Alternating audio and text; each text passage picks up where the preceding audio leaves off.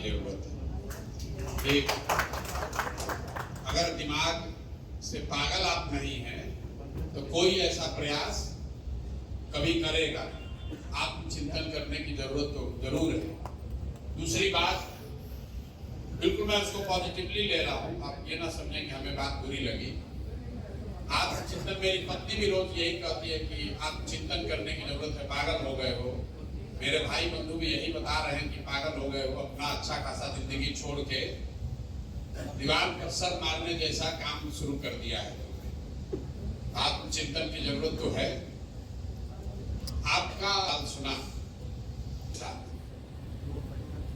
अभी भाई साहब ने कहा कि जिन लोगों के पास मोबाइल है उनको तो पूरी समझ है, वो ज्यादातर लोग आपको पसंद करते हैं।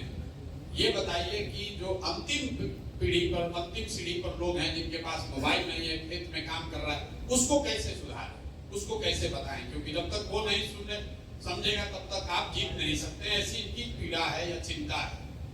मेरे भाई 5 करोड़ लोग बिहार में इंटरनेट पर उपलब्ध हैं। आप अंतिम की चिंता छोड़ दीजिए, 5 करोड़ लोग हर महीने YouTube और Facebook के जरिए कुछ न कुछ समय अपना उस पर बिताते हैं। बिहार को जीतने के लिए 2.5 करोड़ वोट ही चाहिए। और यहाँ लेकिन दुख की बात देखिए, या चैलेंज कर लीजिए, दुख तो क्या ही होगा, यहाँ पर बैठा हुआ तो हर आदमी मोबाइल से जुड़ा हुआ है।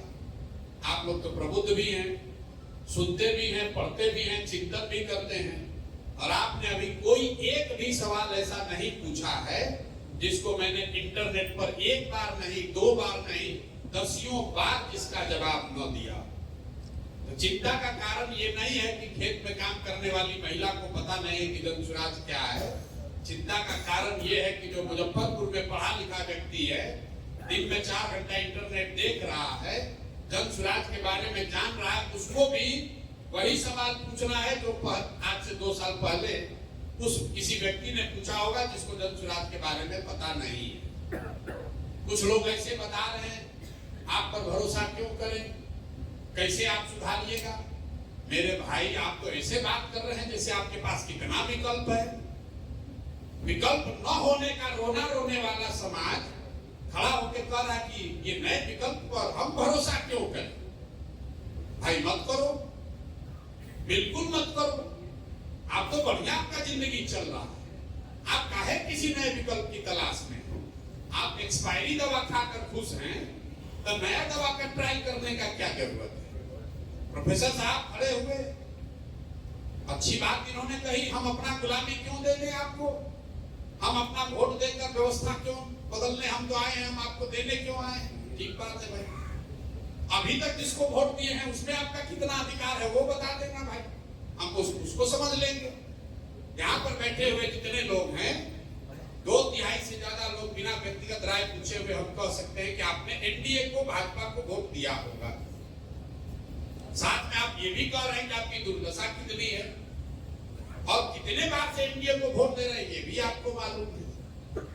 तो भाई आप इतने ही बड़े प्रबुद्ध हैं, इतने समझदार हैं, तो आपकी इतनी दुर्दशा है तो एनडीए छोड़कर कोई दूसरा विकल्प बना लेते हैं। कहते हैं भैया हमारा तो कुछ है ही नहीं, क्या करें, विकल्प नहीं है, लालू को तो दे नहीं सकते हैं, तो फिर वही किसे पीटे को वोट दे रहे हैं। तो जितने लोग ये कह रहे हैं प्रबुद्ध लोग कि हमारे पास तो विकल्प नहीं है, आप जरा बताइए कि ईवीएम पर नोटा बटन है कि नहीं? और आप लोग तो पढ़े लिखे व्यक्ति हैं, अगर नोटा को किसी दूसरे उम्मीदवार से ज्यादा वोट आ गया होता तो कानून कहता है कि फिर से चुनाव होता, तो काहे नहीं आपने नोटा को वोट दे दिया? तो भाई प्रबुद्ध कहने से और सवाल करने से नहीं होगा। आप में से ज्यादातर लोग वो हैं जो वोट देने भी नहीं जा रहा। ये हम नहीं कह रहे, ये तो इलेक्शन कमीशन का आंकड़ा बता रहा है। बिहार में टोटल वोट ही पड़ता है 50-55%, और उसमें भी शहरों में वोट पड़ता है 40% से कम, और शहरों में भी मध्यम वर्गीय जो बूथ हैं वहां पर 25 से 30% वोट पड़ता है। ये इलेक्शन कमीशन का आंकड़ा है। 10 में 2 या 3 आदमी वोट देने जाता है और वो सवाल ऐसे कर रहा है, भाई वोट क्यों दे तुम्हें? बिल्कुल ठीक बात है भाई, तुम तो ऐसे भी वोट देने नहीं जाओगे। सवाल करना छोड़कर आपने इसके अलावा कुछ किया क्या है? अभी बिहार के जो बुद्धिजीवी लोग हैं, आप ही लोग के लिए प्लेटो ने कहा है, हम भी बुद्धिजीवी अपने आप, हमको भी किसी ने विद्वान कहा, हम IITian नहीं हैं, हम IITian सर नहीं, IIT जाने की हमारी औकात नहीं थी स्टूडेंट के तौर पर, लेकिन पढ़े लिखे आदमी हैं तो बुद्धिजीवी कह सकते हैं। प्लेटो ने कहा, if you do not participate in democracy, be ready to be ruled by your inferiors. अगर आप राजनीति में भागीदार नहीं हैं तो इस बात के लिए तैयार रहिए कि कोई मूर्ख आदमी राजा बनकर आप पर शासन करेगा। तो जो बिहार का बुद्धिजीवी वर्ग है, मैं अपने आप को भी उसमें शामिल कर रहा हूं। ये हम और आप परिस्थितिवश या स्वेच्छा से हमने ये तय किया कि भाई हमको तो राजनीति में नहीं जाना, हमको तो लोग बैठ के किनारे से लंबा लंबा ज्ञान देना है। तो जब हम आप राजनीति में आएंगे ही नहीं तो स्वाभाविक है, जो बालू माफिया है, शराब माफिया है, लंपट है, बदमाश है, वही राजा है। अब फिर आप कह रहे हैं कि भ्रष्टाचार नहीं खत्म हो रहा है। बालू माफिया सर अगर जीत कर आपका सांसद बनेगा तो चोरी नहीं करेगा, तो आपके बच्चों की पढ़ाई की चिंता करेगा। जैसा बोइएगा वो काटिएगा, जैसा बोइएगा वही ना काटिएगा। भाई आप कह रहे हैं कि आपकी क्यों जन सुराज पर भरोसा करें? भरोसा जन सुराज पर बिल्कुल मत कीजिए। आपने कहा व्यवस्था कैसे सुधरेगी? व्यवस्था सुधारने का सीधा तरीका यह है कि जिसको भी चुनिए, जिस किसी को भी चुनिए, उसको अकाउंटेबल बनाइए। अकाउंटेबल कैसे बनेगा? 5 वर्ष आपका वोट व्यवस्था ने बनाया है 5 वर्ष के लिए। जिसको अच्छा लगे, जिस पर भरोसा जमे, उसको वोट दीजिए। लेकिन वो वोट, वो भरोसा 5 वर्ष के लिए होना चाहिए। 35 वर्ष की बंधुआ मजदूरी नहीं होनी। पूरे देश में 5 राज्य, तमिलनाडु, केरल, आंध्र प्रदेश, तेलंगाना और कर्नाटक, 5 राज्य मिलकर 1/3 GDP इन्हीं 5 राज्यों में है। सबसे ज्यादा तरक्की इन 5 राज्यों में हुआ है। एक विशेष बात क्या है इन 5 राज्य में? कोई व्यक्ति 78 साल में आज तक वहां 10 वर्ष से ज्यादा मुख्यमंत्री नहीं बना है। तरक्की सबसे ज्यादा वहां हुई है और सरकारें सबसे ज्यादा वहां बदली गई है, क्योंकि हर आदमी जो चुनकर आ रहा है या सत्ता में बैठा है, उसको ये डर है कि अगर मैं काम नहीं करूंगा तो जनता हमको हटा देगी। बिहार में नेता को, दल को वो डर ही खत्म हो गया। उसको मालूम है कि मुजफ्फरपुर का आदमी चाहे गटर में रहेगा, लेकिन लालू के सामने जब हम एनडीए भाजपा का टिकट लेकर आएंगे तो हम ही को वोट देगा। गाली दे कर देगा, रोक कर देगा, लेकिन हम ही को देगा। तो क्यों आपके गटर की चिंता करे? क्यों आपका शहर सुधारे? क्यों आपके लिए पढ़ाई की बात करे? तो भाई व्यवस्था अगर सुधारना है तो आपको वोट चाहे जिस किसी को भी दीजिए, उसको अकाउंटेबल बनाइए।